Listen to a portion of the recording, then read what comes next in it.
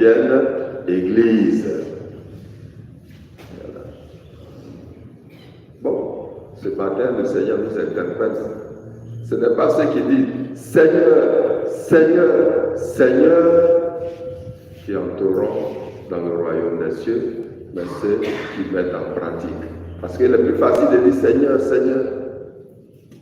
Et puis quand on suit bien ce passage-là, du verset 21, on est passé au verset 24. On a la liturgie, on laissé tomber le verset 22 et 23. Mais sinon, quand on lit tout, on se rend bien compte.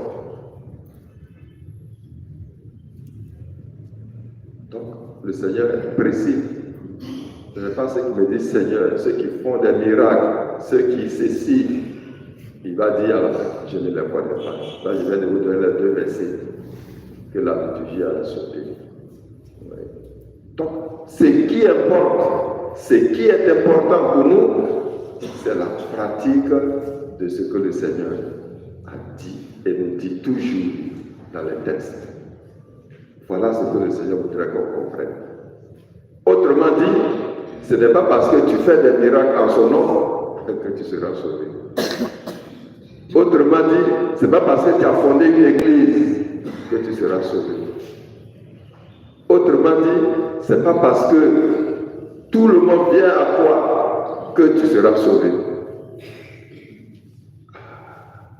Ça va pouvoir nous faire réfléchir. Et en premier lieu, nous qui avons l'habitude d'écouter les tests chaque jour. Et bon, encore revient à l'église. Voilà. Attention, ce n'est pas parce qu'on sort de tel groupe, on fonde telle communauté, au train du monde, que ça veut dire que sera sauvé. Donc, qu'est-ce que nous faisons de la pratique de la parole? Alors donc, le Seigneur dit, celui qui écoute cette parole-là et qui la met en pratique, il a bâti sa maison sur du solide. Donc, ce qui est important pour vous et moi, c'est l'écoute de la parole, de comprendre cette parole et de la traduire dans notre quotidien en acte. C'est ça qui est important. C'est l'effort que nous tous nous devons faire. Et c'est pour cela que, on devrait mettre à notre disposition le temple de la Bible pour que nous comprenions cette parole. Parce que nous sommes beaucoup qui ne comprenons pas cette parole. Et c'est à cause de cela que quelqu'un du dehors peut venir nous détourner. Nous détourner.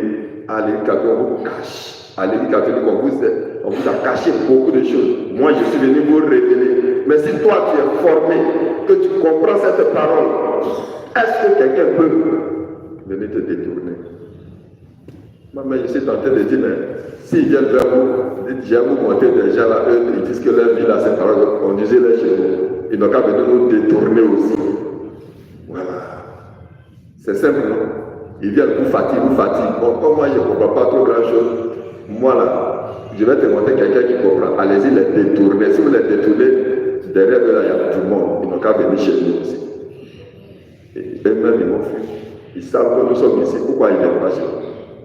Parce qu'on a étudié la parole de Dieu, on comprend.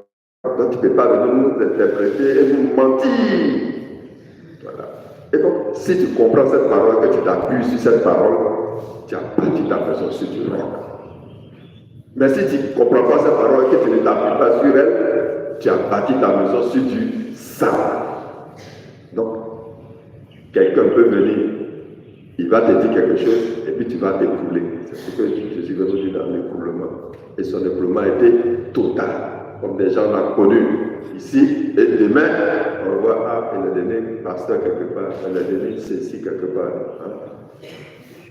Alors donc, demandons au Seigneur cette grâce-là, de comprendre sa parole et surtout de la mettre en pratique.